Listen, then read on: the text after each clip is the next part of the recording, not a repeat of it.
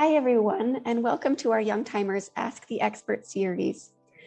Today, we'll be having a conversation with Dr. Caroline Gelman and Dr. Pat Sikes on helping families with children and young adults navigate parental young onset dementia, including early onset familial Alzheimer's disease. Dr. Caroline Gelman is an associate professor at the Silberman School of Social Work at Hunter College and director of the Education, Training, and Lifelong Learning Core of the Silberman Center of Excellence in Aging and Diversity. Dr. Gelman has practiced as a licensed clinical social worker for 23 years, specializing in mental health issues in a variety of settings and with diverse populations. She has led many research projects over the years, but she joins us today with her expertise on tailoring and evaluating supportive interventions for Latino family caregivers of persons with Alzheimer's disease and the experience and needs of children in young onset dementia families. Dr. Pat Sikes is an Emeritus Professor of Qualitative Inquiry at the University of Sheffield School of Education. Dr. Sikes has been involved in research since 1978, focusing on autobiographical research, qualitative methodologies, research ethics, and social justice issues. In 2018, Dr. Sikes was awarded the John Nisbett Fellowship by the British Education Research Association for outstanding contribution to education research and its application for the improvement of practice and public benefit.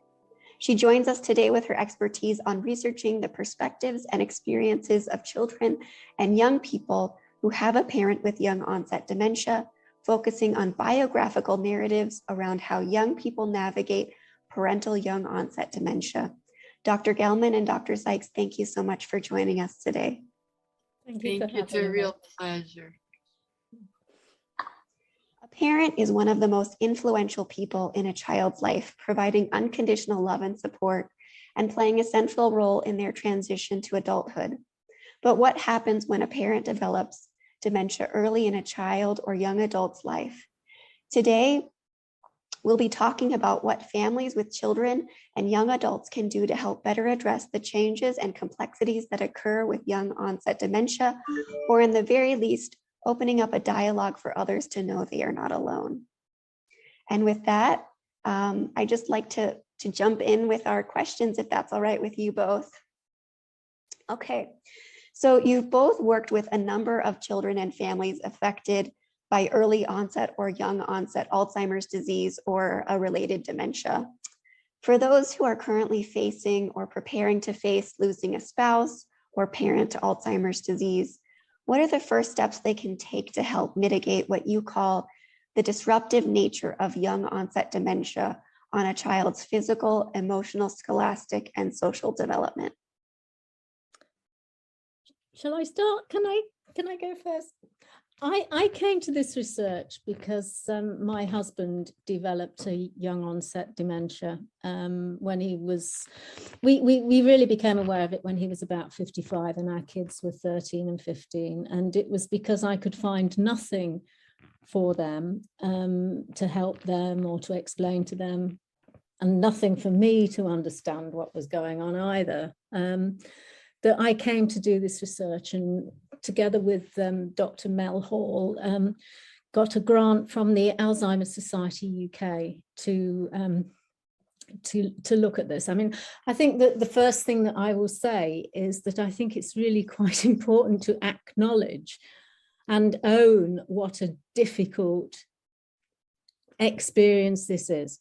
It's an out of time experience because dementia is normally something that affects older people and certainly does in numerical terms. There aren't that many people around compared to the general Alzheimer's figures who've got a young onset dementia, and there are even fewer who have a familial variant of it. So I think for me, I think the first thing is to not minimize what's happening and to acknowledge that something really fundamentally disruptive and changing is going on. And that doesn't mean to wallow in self-pity or anything like that, but it's to say, look, I'm in this, my family's in this really, really difficult situation, we need help, and there is no shame in asking for that help. If it's forthcoming, that's a whole other issue, but Right. it's acknowledging. So that's where I would start, I think.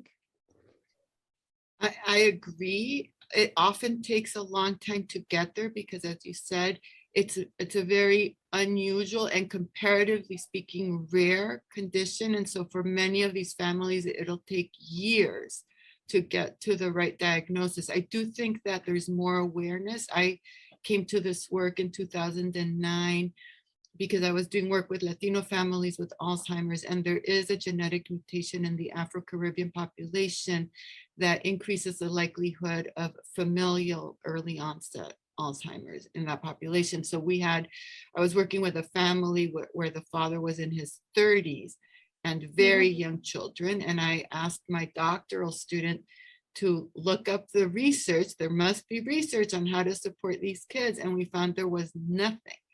And so we wrote an early paper.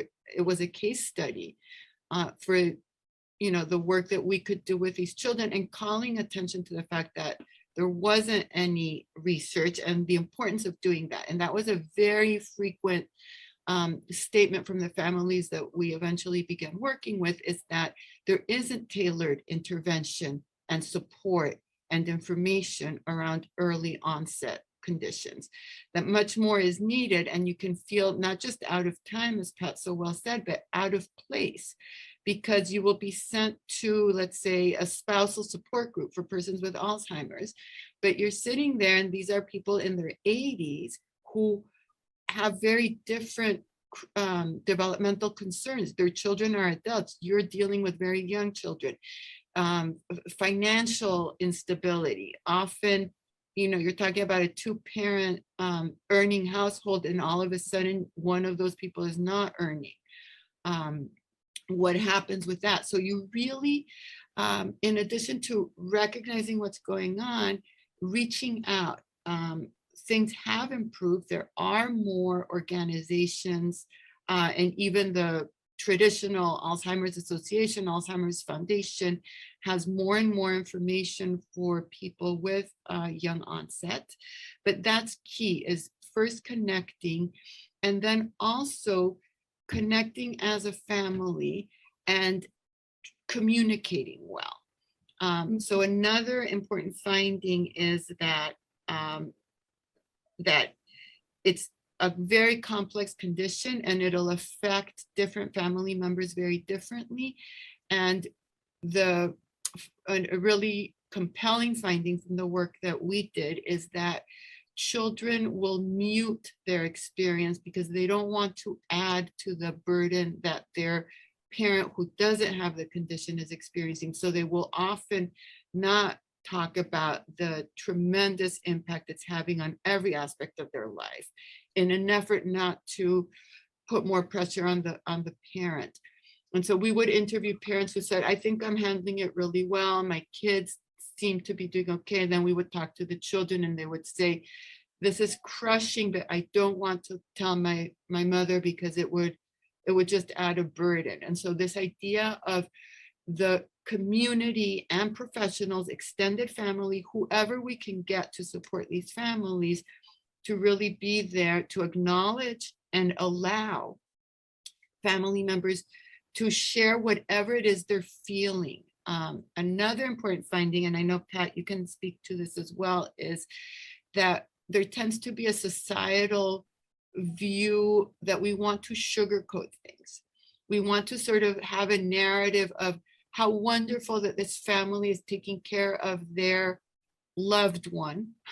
And we'll just let the family attend to this. And the reality is that for some families, the person who was affected wasn't so very loved, right? We need to acknowledge that, especially where the condition took a very long time to develop, there may have been behavioral and psychological changes that created real conflict and disturbance in the family, and that these families really need our support. So we also want to call attention from a public health perspective and from a policy perspective, the importance of really acknowledging the impact of this and providing outside financial support for healthcare, for childcare, for home health aides, all of these supports that will certainly improve the experience of everyone in this family.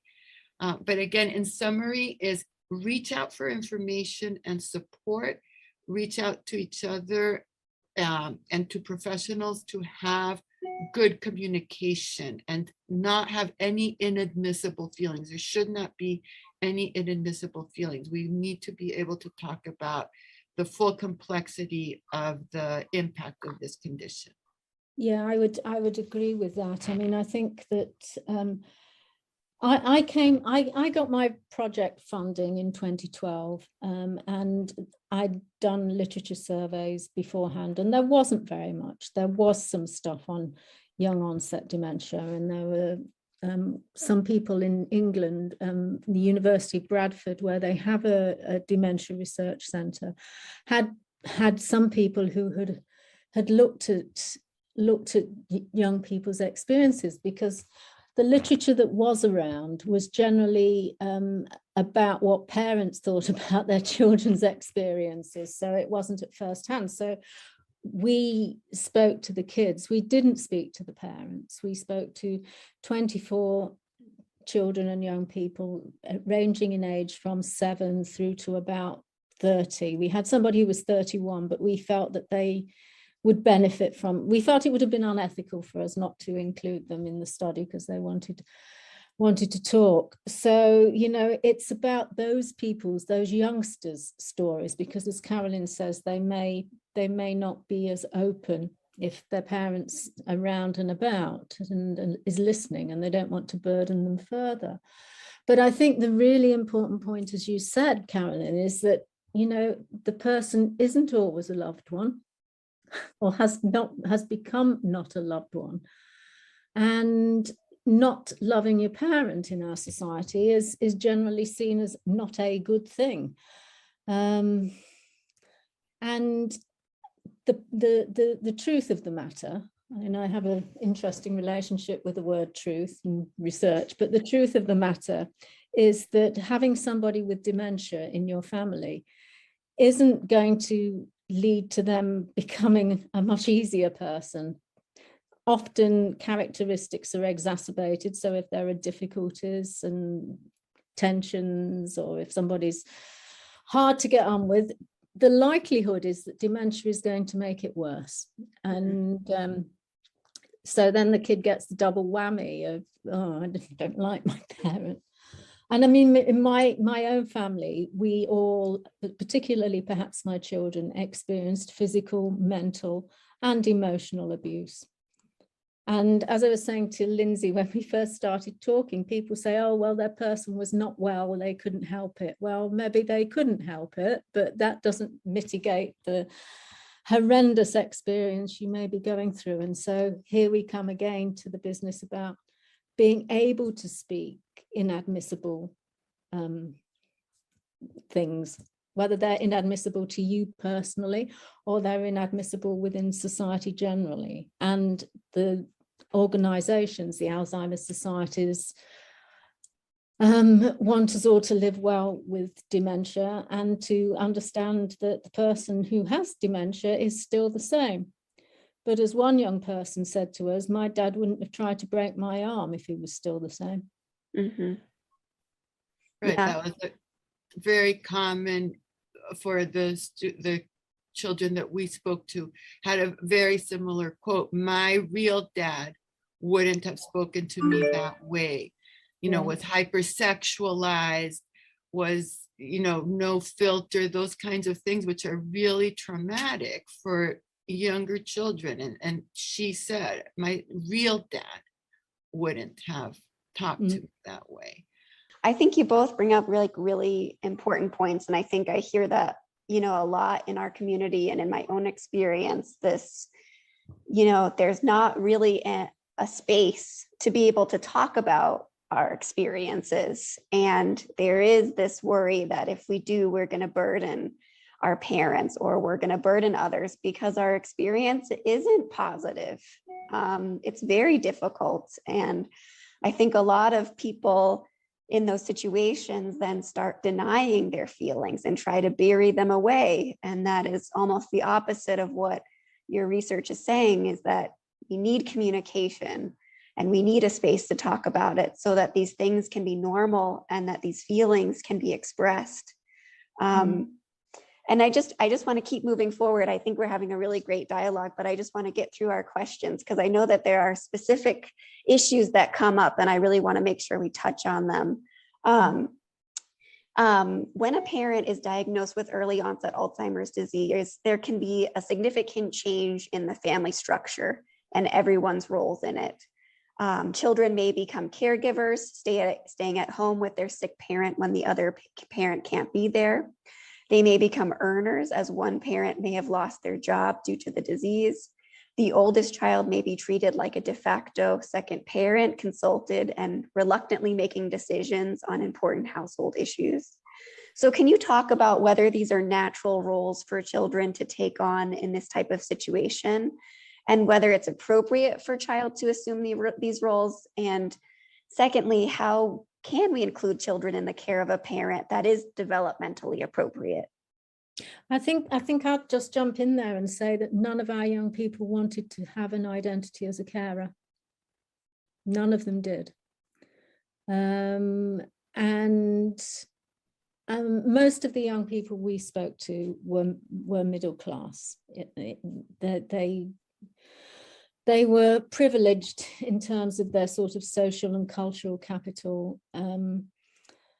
Financially, they weren't in such a difficult position as other families may have been. And of course, in the UK, we have a National Health Service, which makes a heck of a difference, I think, in all sorts of things. But I think it is quite significant that none of them wanted to be thought about as carers. Though some of them did do caring, that was not an identity they wanted. And you can begin to explore why that might be. Because that does then unequivocally alter the nature of the relationship.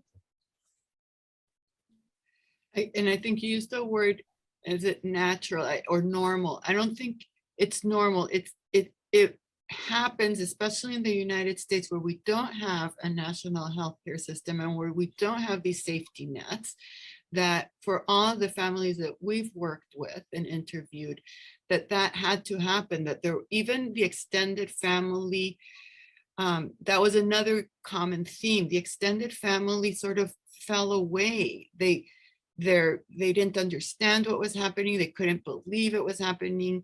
They just didn't come to the aid. So there was this sort of sense, almost like one of the families said, it's almost like if it was contagious, and if they were near us, they would get it. And so rather than coming together, it tore families apart, and it left these, nuclear families having to deal with issues and having to rely on the children. Often, with the older child, in some cases having to leave college, come back to help. So exceedingly disruptive. Now, I don't think it's normal. I think that we need to have national, public health and policy initiatives that make it so that we don't rely on children for this kind of care. I do think again, they didn't want to be caregivers. And we had these just heartbreaking quotes about, like, one of the sons talking about having to get in the shower with his father who had soiled himself and having to clean him, and saying, I could not believe that here I was having to do this. So they didn't want to do that. They didn't see alternatives. And they wanted to figure out a way, and I think that this can be important, a way of giving a developmentally appropriate role to children. And it's part of what we were saying before, that to really come to terms with what's happening and be honest and candid with children, that this is happening in the family and what it is, and giving them words and information that's developmentally appropriate for them to make sense of what's going on. Otherwise, there can be all sorts of confusion and a lot of self-blame. So that was another theme. A lot of these kids, from the vantage point of when they were talking to us and when they were thinking back when they were younger, feeling like they had done something wrong. That's why the father wasn't picking them up at the bus stop, let's say, right? But the father had just forgotten to go pick them up at the bus stop. And so thinking they did something wrong, or so to answer your question, I think it's really important that we as a society figure out more appropriate ways of supporting these families that take the burden off the children.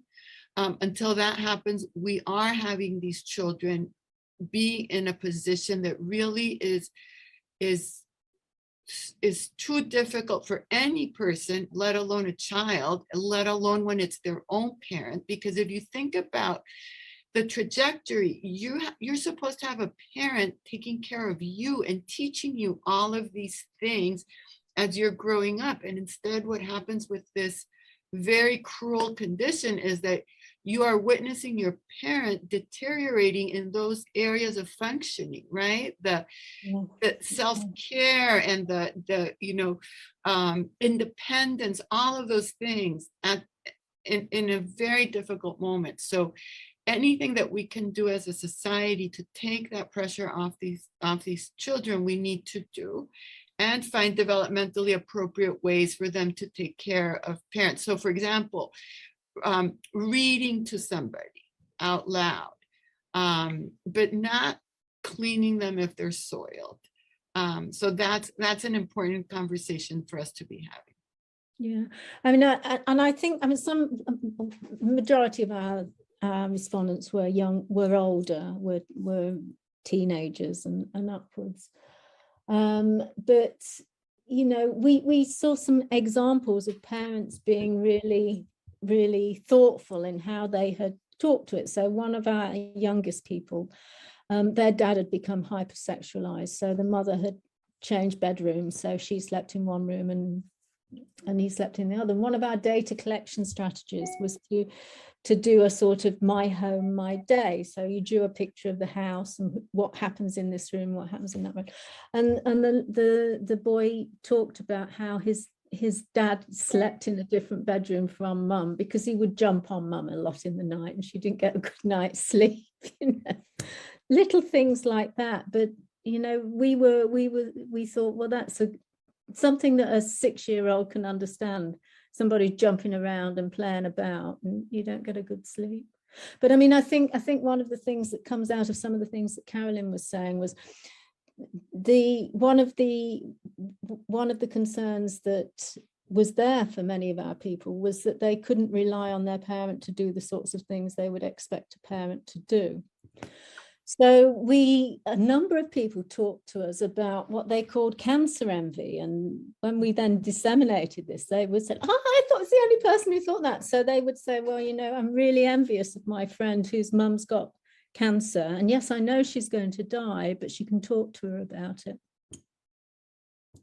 I mean, I've heard that a lot in our community. So I totally agree. I mean, I've heard a lot of the time people find it unfair that, you know, at this really important time when you're reconciling the loss of your parent isn't there helping you reconcile that, which I think actually leads really well into our next question, which is, you know, children may be facing strong feelings of grief, anger, fear. This can be, you know, during the disease or after the person has passed. But, you know, what can parents and other supporting adults do to help children address these really strong feelings? I know we touched on just creating a space to have these, but I think we could also talk about how grief that children and young adults face from a parent's, you know, being affected by young onset dementia is very distinct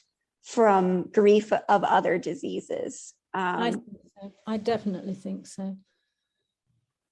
I don't think we deal with death very well on the whole, regardless of what it is. So I've noticed lots of people have said it's the taboo that a big taboo to talk about death and dying and stuff. And I think a bit more honesty about death and not using euphemisms. I mean, I'm afraid I'm a little bit, we don't say passed, we say died or dead, because this is what has happened. But to allow them to say things like, this isn't my dad, or this isn't my mum, and you know, it's about, I think often schools and teachers who do come into contact with these young people are as reluctant and afraid of talking. So I mean, I think there's a place for a lot of death education generally. But there's also this. I'm so sorry, Pat. I'm sorry, no, finished. It's a constant loss, right? There's all sorts of things that get lost, and including memories. So one of the things that was very striking to me is when the kids were very young, as they were worried they're losing the few memories they have of when the parent was well. So that's one type of loss. The person will die. That's another type of loss. Every day there's something that's goes missing, right? And the relationship and who the person is and who the child can be, right? Because there's all sorts of losses, like you lose friends, so you stop going out. A lot of these kids talked about, like, you can't bring anyone home because you're worried what your parent is going to do and you can't explain it. You can't have a quote unquote normal childhood. There were a very common thing was for the other parent trying to take over, right? So camping with the Boy Scouts, for example, but everyone else had their father there and the mother, it just didn't seem right. So the kid told them, please don't come anymore. I'm just going to quit Boy Scouts. So constant loss, constant loss, constant loss. And another thing that we don't talk enough about is, for even in the cases where it's not familial, the fear that this is going to happen to you. So you're already thinking ahead to that loss or that potential loss, that this could happen to you and you will go through this as well. And that was a very common concern and an existential crisis, right? Again, for very young people. One of the mothers said, like, my kids are having to deal with things that most adults will never have to worry about. And they're 10 years old and 12 years old. And here we are having to attend to these really, really difficult things. And so I think that it is very important to have the space and the time, and to, as a culture, right? We, across both in England and here, where we have all these euphemisms, and we should just be able to be really clear with people. And there is the role of religion. Some of these families were very religious, and that's what sustained them. They had to find some meaning. So God wants this to happen, or even just practically, the church provided a lot of support for some of these families, you know, respite care, food, those kinds of things. So that's very important. But I do think this consistent loss and trying to find a way of helping the families talk about it and be honest and express their feelings and more. Sorry, Carolyn, I don't know whether it's the same for you, but I mean, there is very little information out there about what might happen, what the stages will be. And so, yes, we know it progresses at different speeds, and that not everybody goes through the same things, but there is information out there about what might happen next. And when I talked about this with the Alzheimer's Society, they are reluctant to say as much as they might about what one might expect, for fear of frightening people. Mm-hmm. And I think that sometimes what you anticipate might be more frightening than what's actually going to happen. I mean, I think one of the most striking quotes from our study was a young man who was at university, and he went away and came home and throughout his father's illness. And he said, every time I see him is the worst he's ever been and the best he'll ever be. Mhm. Because there doesn't tend to be any improvement. But if people knew that they could be given some idea, which they can find, but you've got to do a lot of work, I think, to winkle it out. If you could have some notion, this might happen, it might not, but it might happen.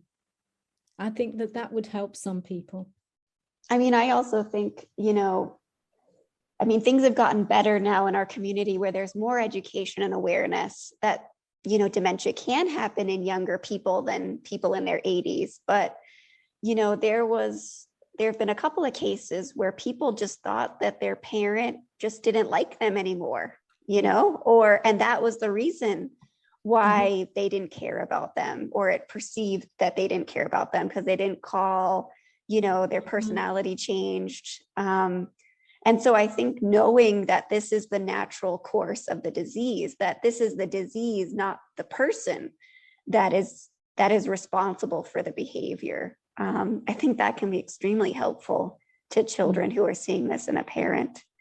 But, you bring up the importance of, being able to talk about these feelings, and giving a space for that. But, just going back to your comment, Caroline, about children muting their experience in order to kind of protect their parent, how you interviewed a parent and they said that everything was normal and they didn't see that there was really any huge disruptions in their children's lives.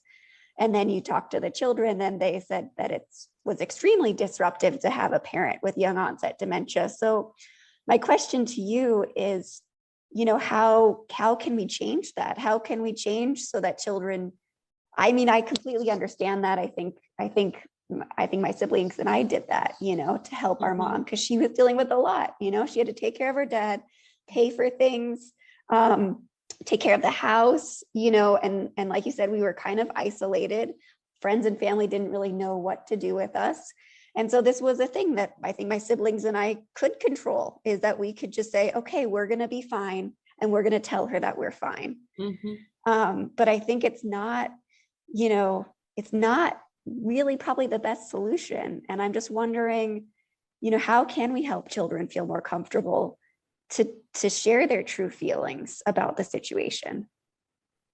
I think one of the things we did do in our study, because people tended to think they were the only person who was in this position. And then, we said, oh, well, there's other people.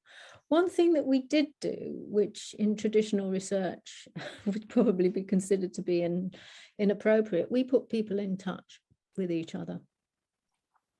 So, you might want to speak to so-and-so because they said that is just so helpful. So all the sorts of things about putting people's stories out there, and if people are willing to share and to talk, I think that's really, really helpful.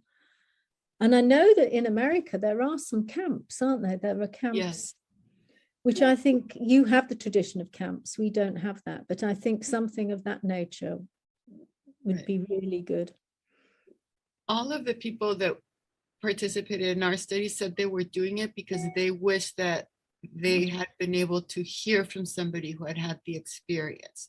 And so it was a very altruistic thing to do, to share their stories and to let others like them know what had happened. So I think that we do need, and we were talking about before the interview, that our studies are published in scientific journals, and so it's not getting out to the public. And so we so appreciate you interviewing us, Lindsay, because our ultimate goal is that this is helpful to other children and young adults having this experience, that there are others out there who have had the experience. There are things that you can know and you can learn. And I agree with Pat that it's much better, and these children tell us they would much rather know and have the continuum of what can happen than to be constantly shocked and surprised and And so it's like driving with your eyes closed, right? You'd much rather know that there's going to be a bridge and then there's going to be a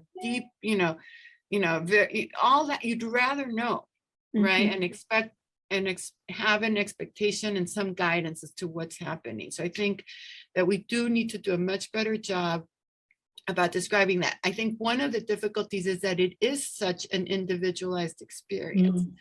And so, but that can be said as well, right? And then again, create these communities of support, especially as the older kids that we interviewed had these very altruistic feelings about wanting to help their younger selves. And so they want to work with younger kids. And I have this beautiful story of one of the students that one of the kids we interviewed, who at first had told us that he wanted to be a doctor because he wanted to help people like his father. A few years later, his mother calls me and says he's graduating from college. He actually decided he wants to be a social worker because he remembers me and my doc student, and that we actually were super helpful. That we sat and talked to him, and the questions we asked helped him think about things. And the questions we asked helped him and his sister and his mother talk about what was actually happening. All of that. He graduated last year with an MSW from my program. Wonderful. So it's such a lovely story. But I do think, we want people in these situations to know that there are others out there. Your organization is a wonderful place to start, for people to connect with each other. There are a few camps, again, and what the kids say is like to get somewhere and have somebody know what you're talking about when no one else understood that. Because, for example, in the United States, there's only between 200,000 and 500,000 people that have young onset Alzheimer's. So if you're one of them, that's a huge number. And it affects your kids, your spouse, your parents. A lot of people are affected. But in real numbers, it's likely that even in a huge area like ours, metropolitan New York, which has 10 million people, there's not going to be that many. So you're not going to have another person in your school, and they're going to say, "Oh yeah, my grandma had it." Doesn't help. But that doesn't help, right? It does not help because your father shows up screaming at school, wearing underwear on his head, which happened to a kid. That's not going to help you. So I think you make a good point, is that, families, they already feel isolated from their extended family, from their community, even some professionals working in Alzheimer's disease, and they need help, and whether it's this grief intervention or caregiving intervention. What I thought really interesting about your article is you did some intervention with some of these families, where you did 6 individual or family counseling sessions. You recommended that they participate in a support group, which you just mentioned, and then also this ad hoc counseling where there was ongoing consultation, case management, and referrals. So what I'm interested in is like, where can families maybe find, or these camps, where can families find these types of resources, such as counseling, social worker counseling? Right. So I, of course, would always say to look, so in community mental health centers, there are also more and more specialized Alzheimer's disease centers that are starting to consider early onset. But in terms of the dynamics and what's needed, so that intervention was developed for late stage Alzheimer's, but it worked. And in fact, the family I just talked about with that little boy, that was one of the things that we did, because it was psychoeducation. So those initial sessions are psychoeducation, and we talked about that, how important it is for these families to get an understanding of what's happening, what's likely to happen, how to respond and how to react, right, in a way that is, helps calm the situation, helped with the parents about how to work with their children. The piece that's really important is this access to a professional. So I think that any social worker, any mental health professional will understand family dynamics, will understand the importance of supporting parents in keeping children in the child position, right? Not as co-parents, because the other parent has young onset dementia. So reaching out to any mental health center or Alzheimer's disease center for support. The camps are very hard to find. There was one camp, it's out in the Midwest, in Colorado in the West. But a lot of these services also are started by families who had that very experience. So that camp was started by a mom for her child. So I think we could, I want to say, please reach out to me and I will connect you to services. And we can also compile, we can work together to compile some of these resources on the Youngtimers website. Yeah. Mm-hmm. Yes, and we can do that and compile resources. And I think that that's really important. So one of the things I wanted to do with the Alzheimer's Association here in New York City is start developing services for people with, young onset. There's been some progress in that area, but again, these huge organizations talk about how, well, the bulk of, their focus is late onset. So again, we have to carve out this, this space and these special services for this population who really do need the support. I think in some ways what you're talking about is really not very often there in England. Our students who were at university got counselling. If they wanted it, they could get counselling. But a number of them talked about how, because we have had a national health service, that raises people's expectations and ways of behaving with regard to their health. When they left university, they no longer had access to the free counselling that they had, and they couldn't afford to pay for it themselves. We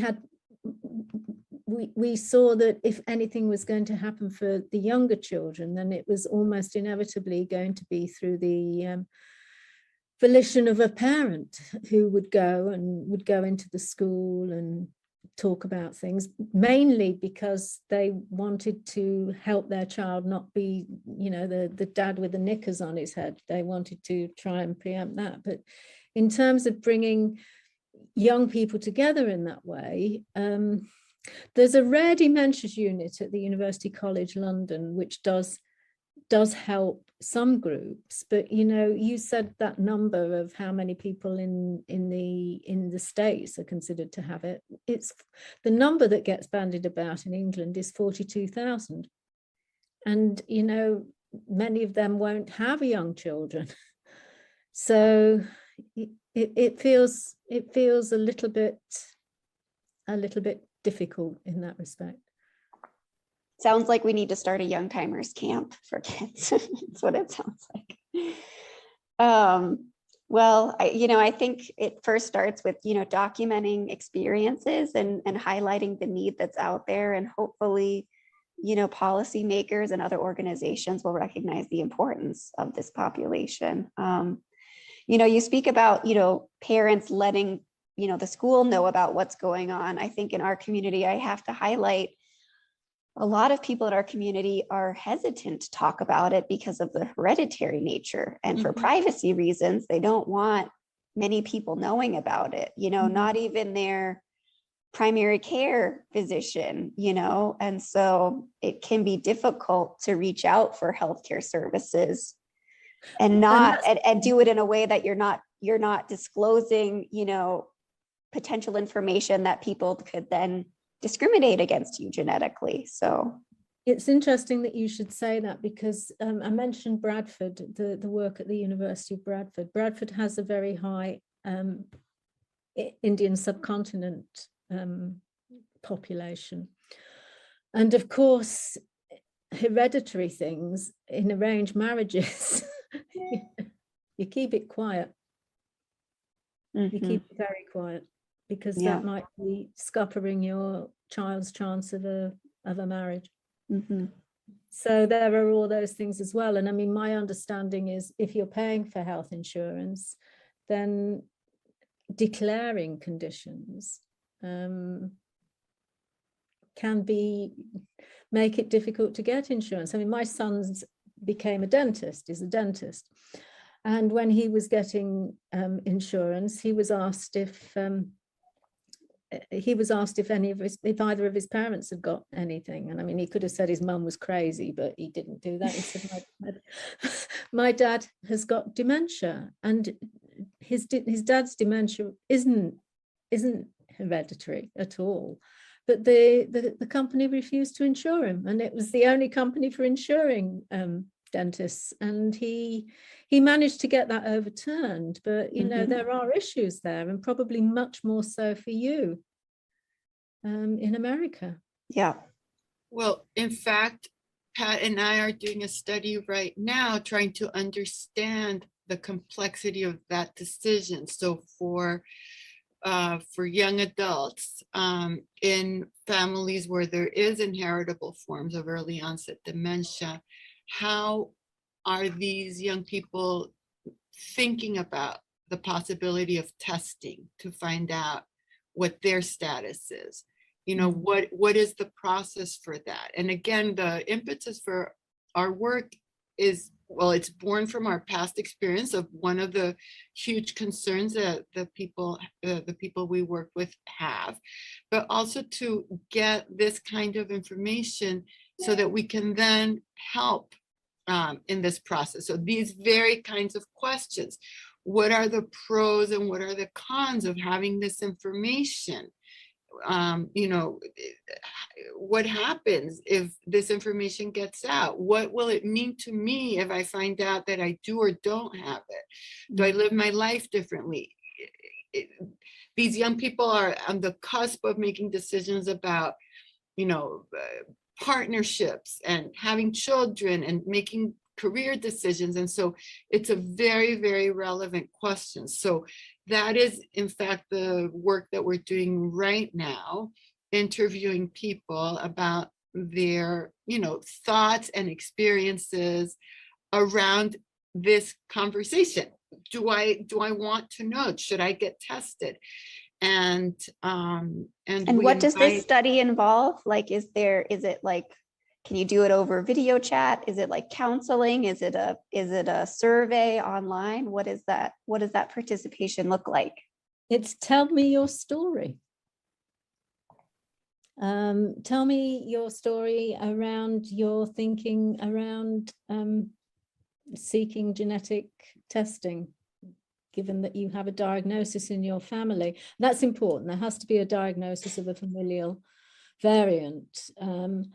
But we have done 3 interviews so far, and I don't know that it's really fair to call them interviews. I mean, Carolyn's read the transcripts, so just said, tell me your story, and then they talk for hours. Which is probably also really cathartic for some people to be able to talk to just at least somebody about their experience. Well, both of us had that experience with our previous studies, that people, you asked if there was counseling, and people told us talking the way we ask the questions, it's a very particular kind of research. It's called it's a qualitative study. We're really interested in centering and honoring your experience. You are the expert of your experience, and we want to understand that. And we almost have to ask no questions. We can start with, tell me your story around the decision whether or not to be tested for, you know, whether you are in fact carrying, you know, an inheritable form of young onset Alzheimer's or another type of dementia. And people consistently tell us about how helpful it is to have the opportunity. We've been talking about that this entire interview, of the space, a non-judgmental space to really think and talk and air out all of these very complex feelings, questions, paradoxes. And then to know the fact that we're doing this means that there's others like you out there, right? You don't do a study for just one person. And the idea also that you participate because you have something that will be very valuable to others who have your experience. And then we find ways of making that helpful. Like, for instance, you found us, right? Mhm. And so, slowly building these connections and amplifying these voices and these experiences to have a real world impact on others. And your experience can help others. And so that is one way. We talked about not wanting to sugarcoat things, but that is truly a way that something positive can come from this. And that's what the young kids told us in our study. They're telling us this because they hope that their experience at least will help others. Not that, I'm glad I went through this because then I can help others. But since I'm going through this, and it is so incredibly complex and difficult, I wanted to have an impact on others. So we've been reviewed by an institutional review board to ensure that, that everything is, the study's solid. It's meant to be supportive of the participants. And It's we met can certain give you ethical information. standards and all of that. Right, ethical standards. And we are actually, I'm a doctoral level clinical social worker, so we are available to support if something happens during the conversation, but we can provide you information about that. Yeah, that and would be perhaps great. listeners might be interested in getting more information. Mm. Mm. I think we covered a lot, but I just have two more questions, if that's all right, before we wrap things up. We already touched on this idea of sugarcoating. That in response to coping with young onset dementia, some outsiders may have well-meaning comments like, at least your parent is still here, at least your mom or dad isn't dead.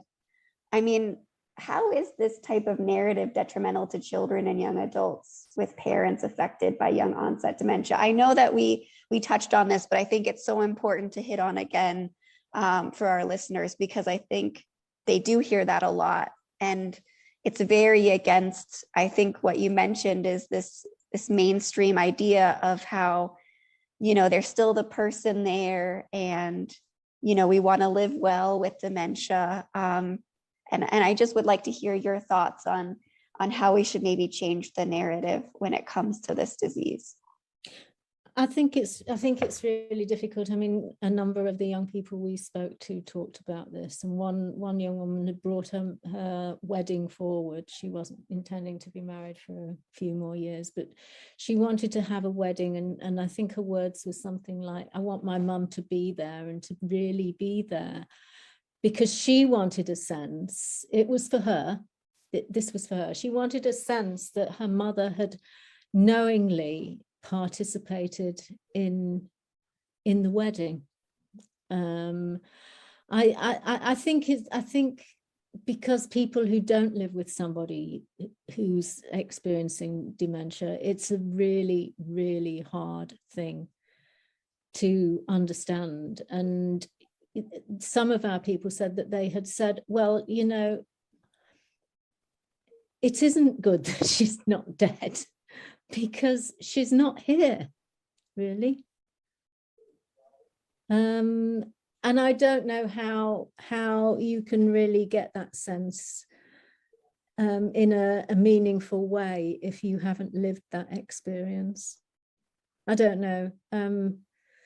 I suppose you could say, well, just imagine if, I don't know whether you read the bit. We had one young man who spoke with us who he was gay, and his dad was a vicar, a parish priest, and he'd been very, very concerned about coming out to his parents about his sexuality, and eventually he did, and it was fine. It was absolutely fine. But then his mum's dementia develops, and she's constantly asking him when he sees her, oh, when are you have you got a girlfriend? Are you going to get married soon? Are you going? And I mean, this was a while back, and so it wasn't possible for him to get married, but it would be now. But he kept saying, he stopped saying I'm gay, and also stopped saying that because she'd become quite homophobic all of a sudden, never having been. So, you know, her being there was not positive to their relationship. Her being alive was not necessarily positive to their relationship. Because, but as I say, I think it's really, really difficult for anybody to fully grasp what that means. I mean, it probably, you know, leads to feelings of relief once a person dies, you know, and then extreme guilt for probably feeling that way. So. Exactly. So it's back to what we were saying before of allowing everything. And so I think it's too much to ask. We would need societal level interventions, and even for less complex issues, like, you know, somebody has a diagnosis of cancer, people don't know what to say, right? Like, it's often very awkward. When an old person passes away, people say awkward things or the wrong thing, right? So in this situation where it's so complicated, it's, you know, unlikely that we can create a world that we should aim for, but create a world where people truly understand what it is and understand the best way of supporting these families, and in particular these children. What we can do is create, again, a mini situation where these families are connected to services, where there is a professional that can mitigate that, and that can, you know, and gives the space for the person to say how, you know, you're getting this pressure that you're supposed to somehow see it as noble, that you're in the shower cleaning up your father when you're a 16-year-old boy. Like, how wonderful of you to do that. And you don't have the space to say, it is horrifying, right? I did not want to be in this position. But then, of course, when you're a bad son, or you're ungrateful that he's still alive and you get to do this for him, right? There's all these layers. So can we at least get that young man in a relationship where he can say that, and somebody can acknowledge how hard that is, and can acknowledge how, you know, how difficult it is, and that they have a right to feel all these really complicated feelings, and that it's okay to hate being in that position, and even to hate the father in that moment, right? Because that's just human. That's just human, and it should be okay. And you're dealing with so many other things that can we have empathy and compassion for what these children are experiencing, and then work from there. You know, we have big plans to change the world, to make it up, but until we get there, you know, these are the steps that we can take. Yeah, I mean, I think that it can also be really hard, you know, when a child sees, or a young adult sees this happening in a parent, you know, they get angry, and if they don't have a way to express it, they can do self-destructive things. And it also then puts the other parent in a very difficult situation, because they already feel like their child is being punished and don't want to punish them further. And so what do you do in that situation, you know? And I think probably professional, you know, healthcare workers can probably help navigate those difficult situations. We had that very question, a mother talking, you know, a kid who took up smoking, another kid who was drinking, and then how to discipline because they're already experiencing the worst punishment ever. And what do you do? And also that you're alone as a parent. We've been talking a lot about the kids, but there's one of the articles I wrote was also about the impact on the parent, not as a partner, but as a parent, and the tremendous responsibilities that then fall on that person. And again, no support for that. And so there's Tell me about it. Right, Kat. I wish I had known you then, and I could have been providing support for you then. So there's really so many needs. And so I think it's really important even to, again, as you said, Lindsay, start with, getting information out there and developing databases of really solid, good, reliable information that people can use and that's helpful to them. And the community participates greatly in that, because to me, the most solid, reliable information is the one that we've been gathering, which is, what is your experience? You are the experts. Mm-hmm. You are the experts, and you need to tell us, the professionals, how we can help and how we can support and what are the next steps and what do we need to do to mitigate some of the really tremendous disruption. And you play an important role in that, and you can make a huge difference for the next generation of young kids that will be experiencing this. Yeah. I totally agree with that. I mean, I think in our community, especially when it comes to all the things that happen, I mean, this is just one part, is, raising children in this environment, but there are so many other things. There's, as you mentioned, there's genetic testing, and there's family planning, and there's dating, and there's like choosing the right career, and then, there's caregiving and all that entails. And when we have looked to develop resources, we've looked to the community because they are the true experts. They've had to navigate all of this on their own and alone. And I think it's time for that knowledge to be out in the world, and for others to gain insight from that, and for them to not feel alone anymore. So I have one last question, because I know that we've touched on a lot of negative aspects of dementia, and I just, Pat, you did report that dementia can also have positive outcomes on children and young adults. And I think, Caroline, you also saw this as well. You said everyday occurrences that become rare and significant because of dementia. So I just like to end our conversation talking about, what positive outcomes have resulted from having a parent with young onset dementia. Caroline, you talked about that young man who, changed his career, but what are other outcomes that you've seen? I think for me, from the things that I've seen, it's been similar to Carolyn's example. So I don't think anybody ever said anything about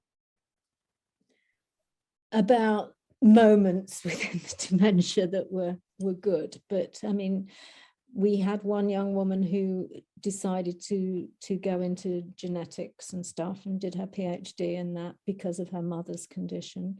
My own daughter became a child and adolescent psychiatrist, specializing in family therapy because of her experiences.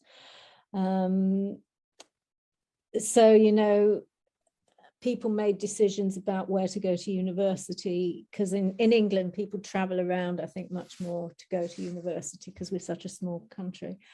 And they made decisions about where they would go to university, which led to them meeting the one and stuff like that. But I can't honestly put my hand on my heart and say that anybody talked to us about positive moments within the dementia, which is from the people we spoke to, which is as it is. And that does sound negative, but it's the reality.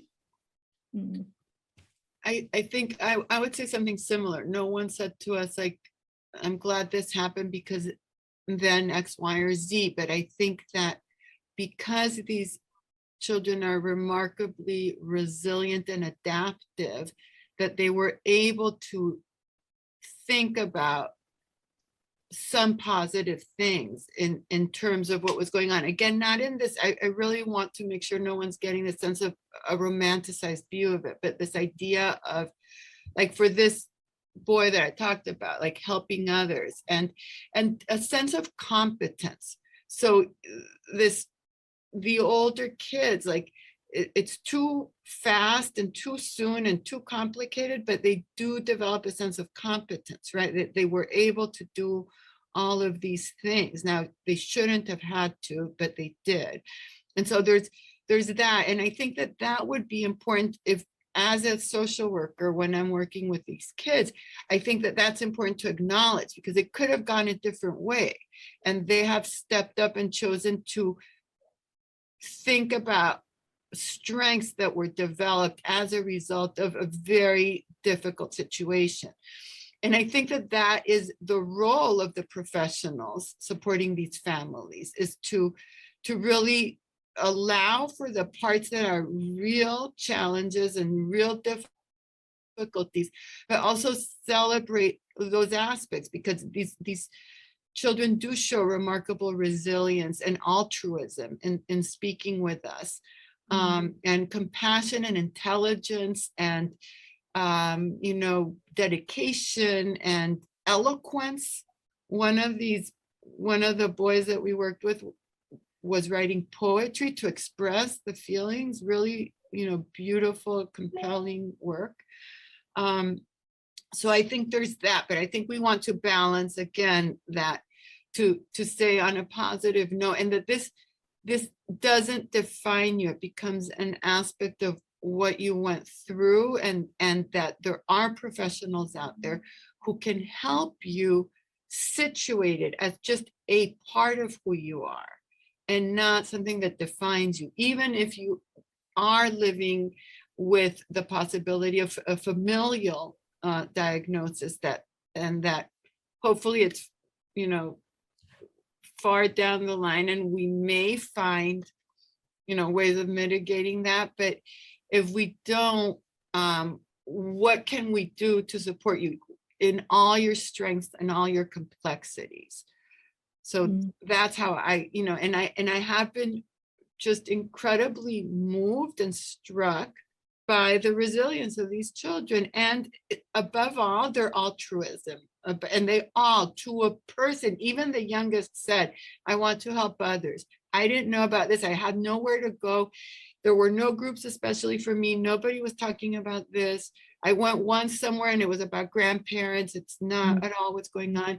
And so I wanted to talk to you, because if you can then tell other kids that their other kids have gone through this and come out on the other side, then that is worth doing.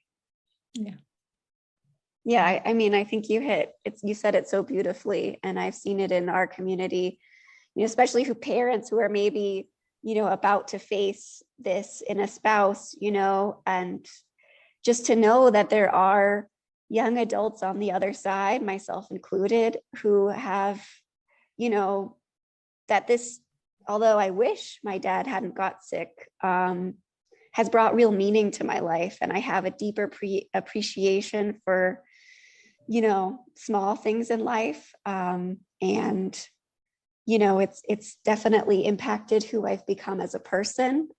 It's impacted my career, but also just, you meet people in the world, and you can tell if somebody's been met by tragedy, because there's a sensitivity and there's a compassion there, and it just teaches you how to be a better person. And again, I wish I didn't have to develop those things. I would rather have my dad instead. But just for parents watching this worried, there are people on the other side of this. And as you said, they are resilient, and they've come out of it.